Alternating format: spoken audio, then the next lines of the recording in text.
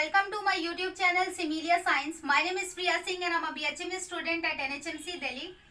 ये वीडियो सभी BHMS first year students के लिए इम्पोर्टेंट है। जो भी वीडियो पे अभी पहली बार आए हैं यहाँ से, तो उनको मैं बता दूं कि ये हमारी ड्रग प्रूविंग की सीरीज चल रही है, जिसके अंदर की आज हम अफॉरिज्म नंबर 109 कंप्लीट करने वाले हैं। और जो भी वीडियो पहले से देख रहे हैं तो आई होप कि उन्होंने पिछली सारी 105 से लेकर 108 तक अच्छे से समझ लिया है, उनको अच्छे से उसकी नॉलेज हो गई है, समझ आ गया। एक एक लाइन मैंने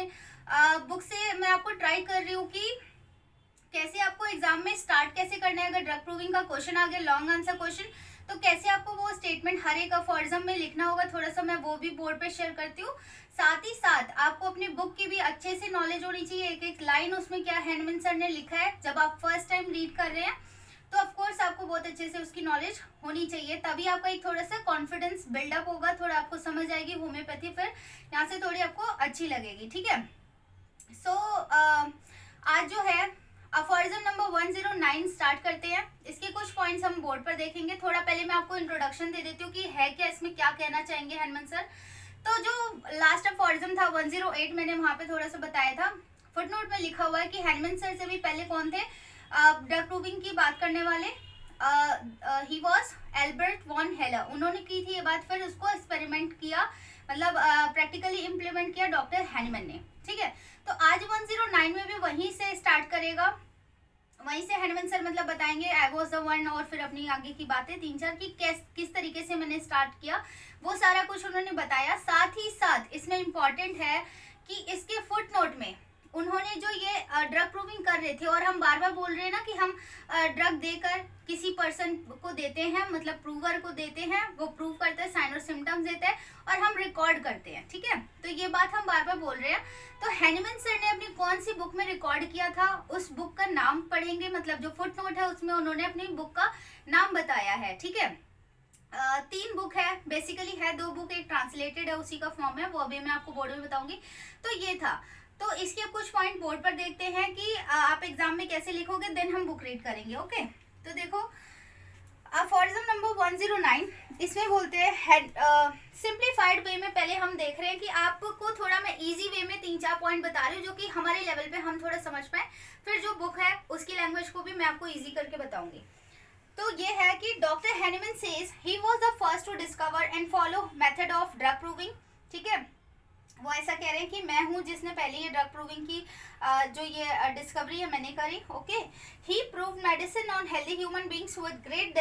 डेडिकेशन एंड कॉन्फिडेंस, कि उन्होंने वो मेडिसिन किस पे करा, हेल्दी ह्यूमन बीइंग पे प्रूव करा, बहुत ही डेडिकेशन के साथ, दृढ़ निश्चय होता है ना कि अपने लक्ष्य को लेके बहुत कि हाँ मुझे करना है, तो उसके साथ ही साथ कॉन्फिडेंस था उन्हें कि हाँ मैं ठीक करूंगा, सही काम कर रहा हूँ। ठीक है, देन क्या कह रहे हैं, he believed that only by knowing the true effects of medicine through proving we can cure disease probably, कि जब हम, उनको पूरा भरोसा था कि जब हम एक मेडिसिन के ट्रू इफेक्ट्स को जान जाएंगे कि एक मेडिसिन क्या क्या सिम्टम प्रोड्यूस कर सकती है, फिर क्या होगा कि हम सिमिलर के बेसिस पे क्या करेंगे, उस मेडिसिन को जब देंगे तो जो उसकी पैथोजेनेटिक इफेक्ट्स होगी वही उसकी क्योरिंग पावर बन जाएगी, वो डिजीज को कंप्लीटली क्योर कर देगी। ओके, फिर क्या कह रहा है, this method brings great benefit to the humanity, और ये मेथड मानवता के लिए उसने बहुत अच्छे से काम करा। ये देखो यहाँ पर क्या है कि ये बुक में एक बार आपको नाम बता देती हूँ, फिर देखेंगे बुक में भी, मतलब फुटनोट में कैसे लिखा हुआ है। तो क्या है कि उन्होंने अपना जो ये रिजल्ट था वो पहली बार किस बुक में लिखा, जो फर्स्ट टाइम प्रूविंग की थी 27 ड्रग्स उन्होंने किस में लिखी, इसका पूरा क्या है आपको फुली इसका नेम पता होना चाहिए, क्या है ये, फ्रेगमेंटा डी वेरिबस मेडिकामेंटोरम पॉजिटिविस सीव इन सैनो कॉर्पोरी ह्यूमन ऑब्जर्वेटिस, ये इसका पूरा नाम है, जिसमें उन्होंने पहली बार इसका ड्रग प्रूविंग के जो सिम्टम्स आए थे वो लिखे। ठीक है, लेटर मतलब बाद में चल के उन्होंने ये बुक जो जर्मन में थी, एक्चुअल में रेने आर्ट्स में हिलेरी, मतलब ठीक है ये जर्मन में थोड़ा इसका लिखा हुआ ये नेम, 6 वॉल्यूम थी, जो कि यही बुक बाद में लेटर एज ए ट्रांसलेट जो इंग्लिश में ट्रांसलेट हुई, वो उसको क्या बोला गया, MM प्योरा। MM प्योरा में क्या होता है, pure real and reliable symptoms होते हैं।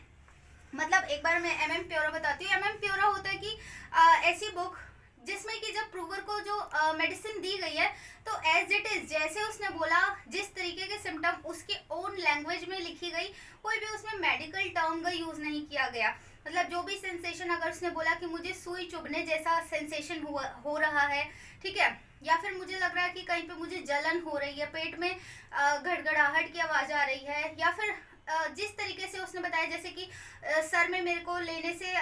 पानी की जैसे लहरें उठ रही हैं, तो उस तरीके के जो रियल उसने सिम्टम्स बताए, जो उसकी सेंसेशन थी, फीलिंग थी, एज इट इज उसको लिखा। उसमें कोई छेड़छाड़ नहीं की, कोई मेडिकल टर्म या फिर उसको इंटरचेंज नहीं किया गया, ठीक है। तो MM प्योरा था,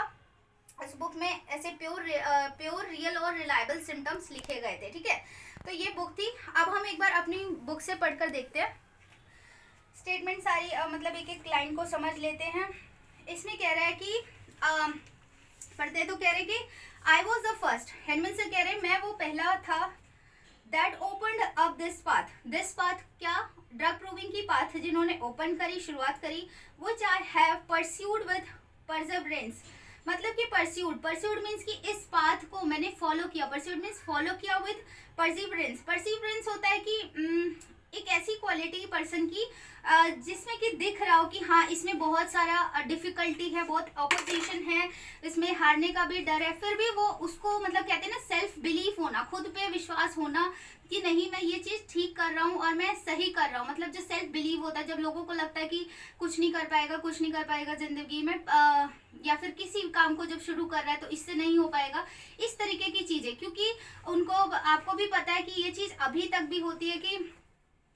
स्टूडेंट्स का मानना और हमारी खुद की भी ऐसी थिंकिंग है कि MBBS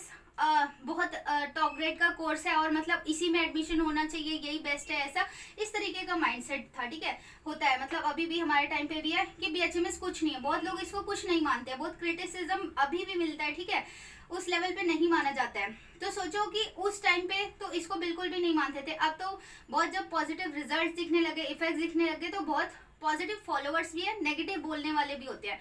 तो ये बात याद रखो कि नेगेटिव वही लोग बोलते हैं जिन्होंने इसकी रियलिटी को, इसके ट्रुथ को जाना नहीं, समझा नहीं, ठीक है। ये बात भी फुटनोट में करेगा। और इन रियलिटी आप भी समझो कि कोई आपको भी बोलता है कि ये कोर्स बस ऐसे ही है, ठीक है, तो ऐसा नहीं होता है। आपको खुद पे सेल्फ बिलीफ होना चाहिए।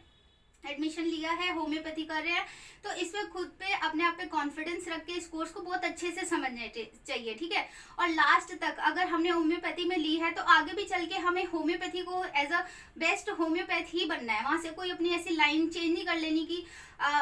होम्योपैथी करने के बाद फिर हम वहाँ से एलोपैथी मेडिसिन दे रहे हैं, ठीक है। अगर यही करना है तो आप हिस्ट्री क्यों पढ़ाई जाती है? स्टार्टिंग में हमें लगता है कि हमें सारे इनके नाम जैसे हेनमन की क्यों बताई जा रही है लाइफ हिस्ट्री, जेटी कैंट की क्यों बता रहे हैं, टाइलर की क्यों बता रहे हैं, ठीक है। तो जानना इसलिए ज़रूरी है कि हमने जो कोर्स लिया है हमें कैसे बिलीव होगा कि ये अच्छा है। हमें खुद स्टार्टिंग में नहीं पता चलता है कि क्या ये सही है, करना सही है। तो जब आप हिस्ट्री पढ़ोगे वहाँ से लगता है, वहाँ से आपने बहुत बार जब पढ़ा भी होगा तो आपने बहुत बार सबकी हिस्ट्री में देखा कि वो एक बहुत अच्छे एलोपैथ होने के बाद कैसे वो कन्वर्ट हो जा रहे हैं, होम्योपैथ बन जा रहे हैं, ठीक है। उनका इतना विश्वास कैसे चेंज हो गया, क्या ऐसे इंसिडेंट्स रहे, क्या ऐसी स्टोरीज रही कि जिन्होंने उनकी लाइफ को चेंज कर दिया और वहां से उन्होंने अपना लिया। तो हमें क्या है, जब एक एलोपैथी, हनुमान सर खुद एक एलोपैथ थे, वो सब कुछ देख कर आए थे, सब कुछ देखा था उन्होंने, उनको वो मेथड्स क्रूअल लगे, उनको वो पॉजिटिव इफेक्ट्स नहीं दिख रहे थे, वो जनता के लिए कुछ मतलब मानवता के लिए कुछ काम अच्छा करना चाहते थे। ऐसा तो नहीं है कि वो हार्म पहुंचाना चाह रहे इसलिए उन्होंने मेथड डिस्कवरी किया, नहीं, उनको जब दिखा कि ये चीज अच्छी नहीं है, ठीक है, एलोपैथ थे वो, एक अच्छे से एलोपैथी में काम करके आए थे। ऐसा नहीं है कि उनको MBBS नहीं मिला था या फिर उनको कोई नॉलेज ही नहीं थी तो एकदम से नया कुछ बना दिया होम्योपैथ, ऐसे नहीं थे, वो खुद करके आए थे। जब उन्होंने नेगेटिव रिजल्ट देखा, वहां से अच्छा नहीं लगा उन्हें, तो उसके बाद उन्होंने इसकी डिस्कवरी की, ठीक है, और खुद पे विश्वास रख के फिर उन्होंने इस मेथड को धीरे धीरे जो प्रूविंग वाला काम है उसको शुरू किया। बहुत क्रिटिसाइज हुए, जब वहां से ऑफकोर्स एलोपैथी छोड़ दोगे और फिर एकदम से वो आए, इसके अच्छे बेनिफिट्स दिखने लगे, रिजल्ट दिखने लगे, तो ऑफकोर्स वो क्रिटिसाइज भी हुए, फिर भी उन्होंने अपना काम जारी रखा, कंटिन्यू रखा और ह्यूमैनिटी के लिए काम करा, ठीक है। तो ये थोड़ा सा मैंने आपको स्टोरी बता दी है कि ठीक है कि इस तरीके से उन्होंने काम शुरू किया था। फिर आगे अब कंटिन्यू करते हैं अपने बुक को। लाइन्स को कि that could only arise and by the perfect conviction of the great truth fraught with such blessings to the humanity. मतलब परफेक्ट कन्विक्शन कि इस पाथ को आगे चल के बढ़ाया जा सकता है, खोला जा सकता है, कैसे, पूरा विश्वास रख के खुद पे, ठीक है। ग्रेट ट्रूथ, सच्चाई के साथ आगे बढ़ना है। Fraught with such blessings to the humanity, मतलब कि ह्यूमैनिटी के लिए ब्लेसिंग, एक ब्लेसिंग मतलब कह सकते हैं कि क्या बोलते हैं कि मतलब पॉजिटिव रिजल्ट दिखाया पूरे ह्यूमैनिटी के लिए, ठीक है। ड्रग प्रूविंग जो थी, जिस तरीके से हम मेडिसिन प्रूव कर रहे हैं और उससे क्योर कर रहे हैं, that is only by the homeopathic employment of the medicine that certain cure of the human maladies is possible. Maladies मतलब कि कह सकते हो डिजीज या फिर कोई अबनॉर्मल सिम्टम्स जो भी आते हैं, तो उसको सिर्फ और सिर्फ उन्होंने बोला कि होम्योपैथिक मेडिसिन से ही क्योर अच्छे से किया जा सकता है, ठीक है। तो ये तो था अफोरिज्म। अब इसकी एक बार हम वो पढ़ते हैं, फुटनोट को रीड कर लेते हैं। आगे कह रहे हैं, it is impossible that there can be another true best method of curing dynamic disease, कि इसके अलावा इट इज इम्पॉसिबल, ऐसा पॉसिबल ही नहीं है कि इस मेथड के अलावा, ये जो ड्रग प्रूविंग जो होम्योपैथिक मेथड है, सिस्टम है, इसके अलावा कोई ऐसा ट्रू मेथड है जिससे कि हम डायनेमिक डिजीज को, जब आपने फर्स्ट 27 भी अच्छे से पढ़ा होगा तो बार बार वहाँ पे डायनेमिक की तो एक 9 से ही शुरुआत करी थी कि वाइटल फोर्स की शुरुआत करी थी, और डायनेमिक बात करी थी अफोरिज्म नंबर 11 के फुट नोट में, ठीक है। तो डायनेमिक क्या होता है कि हमारे जो भी, थोड़ा सा बताती हूँ कि जो वाइटल फोर्स होता है वो कैसे होता है, डायनेमिक इन नेचर। तो ये जब तक हार्मोनियस वे में चल रहा होता है तो बॉडी, माइंड और सोल तीनों अच्छे से वर्क कर रहे होते हैं, तब तक हम हेल्दी कहलाते हैं। पर ये थोड़ा सा डीरेंज हो जाता है। अगर डीरेंज भी कैसे होता है, ड्यू टू माइजम्स, जो क्रॉनिक डिजीजेज होते हैं, वो जो फंडामेंटल कॉज होता है, ठीक है, वो क्या होते हैं, माइजम्स। उसने, और माइजम खुद भी डायनेमिक इन नेचर होते हैं, डायनेमिक पॉल्यूटिंग एजेंट, जिसने कि इस वाइटल फोर्स को क्या किया, डिरेंज कर दिया। डिरेंज की वजह से क्या होने लगती है, बीमारियां होने लगती हैं, जो डिजीज के सिम्टम्स आने लगते हैं, तो वो आने लगते हैं। अब उसको क्योर कैसे किया जाता है, मेडिसिन देके। और हमारी होम्योपैथिक मेडिसिन कैसे होती है, खुद भी डायनेमिक इन नेचर होती है, पोटेंटाइज फॉर्म में होती है, सकर्षण के थ्रू उसको एनर्जी दी गई होती है। तो मतलब बीमारी खुद भी डायनेमिक इन नेचर पर हुई है, और क्योर करना है तो हमें मेडिसिन भी डायनेमिकली ही देना पड़ेगा, ठीक है। अब with in bracket that is all disease not strictly surgical, कि मतलब सिर्फ ये बात कह रहे हैं, जो सर्जरी का केस है तो ऑफ कोर्स उसको उसमें नहीं किया जा सकता, वहां तो आपको सर्जरी करके रिमूव करना ही पड़ेगा अगर बॉडी के लिए वो फेटल है। तो ठीक है, एलोपैथी का ये प्लस पॉइंट है, मतलब वो बताते हैं कि जो चीज सर्जरी के लायक है उसको तो ऑफ कोर्स सर्जरी हम भी रेफर करेंगे। ऐसा नहीं कि हम होम्योपैथी तब भी जबरदस्ती करने की कोशिश करेंगे, ठीक करेंगे। अगर सर्जरी का केस है, हमारे हाथ में भी नहीं है, तो ऑफ कोर्स हम रेफर करेंगे ना कि वो चीज उसकी बॉडी से निकल जाए। अल्टीमेटली हमें ऐसा कोई फाइट नहीं रखना कि ये कोर्स अच्छा है, वो कोर्स अच्छा है। हमें क्या करना है, पेशेंट को ठीक करना है, उसको अल्टीमेटली राहत मिलनी चाहिए, ठीक है। तो फिर ये बात उन्होंने बोली, besides homeopathy just as it is impossible to draw more than one straight line between the given 2 points, मतलब कि उन्होंने बोला ये कुछ इस तरीके से है जैसे कि 2 पॉइंट्स के बीच में एक से ज्यादा लाइन ड्रॉ करना पॉसिबल नहीं है। थोड़ा इसको बोर्ड पे मैं समझाती हूँ। जैसे कह रहे हैं कि एक डिजीज है, ये क्या है, ये मान लो डिजीज है, और यहाँ पे क्या कह रहे हैं, हमारी होम्योपैथिक मेडिसिन है। तो जो भी डिजीज के साइन और सिम्टम्स आते हैं, ठीक है, वो हमने लिया, उसका टोटलिटी ऑफ सिम्टम करा, और बाद में हम क्या बोलते हैं, जाके हम एक रेमेडी निकाल रहे हैं। तो इस पे सब कुछ लेने के बाद एक ही तो हमने रेमेडी निकाली, तो एक पॉइंट पे डिजीज है और एक पॉइंट पे क्या है, होम्योपैथिक मेडिसिन है। इस डिजीज पे जब ये होम्योपैथिक मेडिसिन दे देंगे तो वो क्या करेगी, अल्टीमेटली क्योर कर देगी। तो ठीक है, ये उसी तरीके से जैसे 2 पॉइंट्स के बीच में एक से ज्यादा लाइन ड्रॉ नहीं कर सकते, वो इस बात को बताना चाह रहे हैं यहाँ पर, ठीक है। फिर आगे कहते हैं, he who imagines that there are another modes of curing disease besides it could have not appreciated homeopathy, fundamentally not practiced its sufficient care। और जो ये इमेजिन करते हैं कि होम्योपैथी के अलावा भी डिजीज को और किसी पैथी से अच्छे से क्योर किया जा सकता है, क्योर कर सकते हैं, पैलिएट कर सकते हैं, सप्रेस कर सकते हैं, अच्छा रिजल्ट दिखेगा, पेशेंट भी कहेगा कि हाँ मुझे बहुत आराम है, बहुत आराम है, पर वो क्या होगा, अंदर और बड़ी बीमारी बना रही होती है, ठीक है। ठीक है, जैसे सपोज अगर कोई स्किन की प्रॉब्लम है, इचिंग हो रही है, कुछ भी हुआ है स्किन में, आउटर बॉडी ने क्या करा, उसको रिफ्लेक्ट किया स्किन पे, ठीक है, तो उसको क्योर करना था, पर क्या हुआ, दवाई लेके बाहर से कोई ऐसी एलोपैथी मेडिसिन जिससे हमने सप्रेस कर दिया, पैलिएट कर दिया, चली गई प्रॉब्लम, पर क्या होगी, अब वो इंटरनली किसी हमारे वाइटल ऑर्गन को डैमेज करने लग गई है, ठीक है। तो इस तरीके से वो कह रहे हैं कि अगर किसी को लगता है कि हम किसी और मेथड से क्योर कर देंगे, तो उसने क्या है कि होम्योपैथी को फंडामेंटली कभी प्रैक्टिस ही नहीं किया, ठीक है। एप्रिशिएट, हाँ, मतलब कि एप्रिशिएट नहीं किया होम्योपैथी को, ना ही उसको ढंग से उसने प्रैक्टिस की है विद सफिशिएंट केयर, कि ठीक तरीके से उसने कभी प्रैक्टिस ही नहीं करी। Nor could he ever have seen or read cases of properly perform homeopathic cures, कि वो उसने कभी देखा या समझा ही नहीं कभी ऐसे केसेस जो कि होम्योपैथी से बहुत अच्छी तरीके से क्योर किया गया हो, ठीक है। उसने कभी ऐसे केसेस पढ़े ही नहीं, एग्जाम्पल देखे ही नहीं, तभी तो वो ऐसी बातें कर रहे हैं, ठीक है। Nor on the other hand could he have discern the blameless of allopathic mode of threatening disease and their bad or even dreadful effects, कि उसने ना तो जो ऐसी बातें कर रहा है ना कि किसी और तरीके से हम ठीक कर देंगे, तो क्या है, ना तो वो अच्छे से होम्योपैथी को ही समझ पाया, ना ही एलोपैथी के जो ड्रेडफुल मतलब हर्टफुल मेथड्स हैं वो उसको भी नहीं समझ पाया, उसको भी वो ब्लेम नहीं कर पाया, ठीक है। उसको बस लग रहा है कि हाँ मैं दवाई दूं, वो सिम्टम हट गए, मैंने क्योर कर दिया, तो क्या है कि वो पीछे की तो सच्चाई जान ही नहीं पाया, ठीक है। तो वो ना तो एलोपैथी को अच्छे से समझ पाया और ना ही होम्योपैथी को समझ पाया है, ठीक है। फिर आगे कहता है कि कहाँ गया, more so treating disease on their bad effects, ठीक है। with such lax indifference he plays the only true healing of articulity with the hurtful methods of the treatment, कि मतलब उसको लग रहा है कि जो लापरवाही उसने किया, मतलब वही कह रहा है कि ना तो वो एलोपैथी को समझ पाया ना ही होम्योपैथी को समझ पाया, वो बस इस तरीके से देख रहा है कि मैं बस उसको कर दूँ later auxiliaries to homeopathy which could not without, मतलब कि वो जो लेटर हर्टफुल वाला मेथड है उसको कंपेयर करने की कोशिश कर रहा है वो इसके साथ, मतलब जो हर्टफुल मेथड है एलोपैथी उसको कंपेयर करने की कोशिश कर रहा है होम्योपैथी के साथ, पर होम्योपैथी क्या है, बिल्कुल डिफरेंट है, वो बिना किसी को हर्टफुल किए बहुत माइल्ड होती है नेचर में और उसको प्रॉपरली परमानेंटली क्योर करती है एक बीमारी को बिल्कुल जड़ से। फिर कह रहा है आगे, हनुमान सर बता रहे हैं कि my true conscientious followers, my true मतलब जो मेरे सच्चे, और कंसाइंटियस मतलब जो कंसाइंटियस होता है कि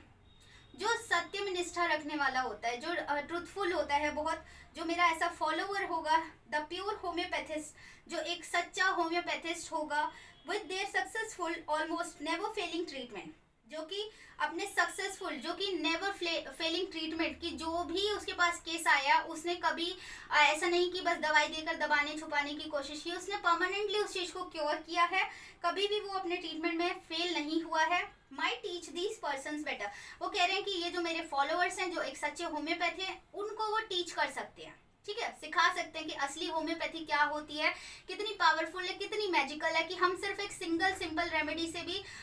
इतना किसी डिजीज को, जो मेलेडीज को क्योर करने की ताकत रखती है हमारी एक मेडिसिन। ओके, देन आगे क्या है फिर बताते हैं, यहाँ से शुरू होगी कि वो बुक के नाम जो मैंने ऑलरेडी बताया है एक बार पढ़ लेते हैं। The first fruits of these labours, कि जो पहला फ्रूट था, जो फ्रूट किसको बोल रहे हैं, जो ये रिजल्ट्स आए उनके, ठीक है, ड्रग प्रूविंग के बाद उन्होंने कहाँ लिखा, ऑफ दीज लेबर्स, लेबर्स मतलब drug proving, as perfect as they could be at that time at I recorded in the, मतलब जो कि उस टाइम पे परफेक्ट थे वो उस टाइम के लिए, कहाँ मैंने रिकॉर्ड किया, फ्रेगमेंटा डी वेरिबस मेडिकामेंटोरम पॉजिटिविस सीविन सानो कॉर्पोरे ह्यूमन ऑब्जर्वेटिस, ये पहली बुक है हेडमन सर की 1805 में आई थी, तो ये आपको तो यार ऑफ कोर्स याद ही होना चाहिए, ठीक है, अच्छे से 2-3 बार पढ़ोगे तो याद हो जाएगी आपको, ठीक है। तो पहला उन्होंने इसमें लिखा जो 1805 में आई थी, देन वही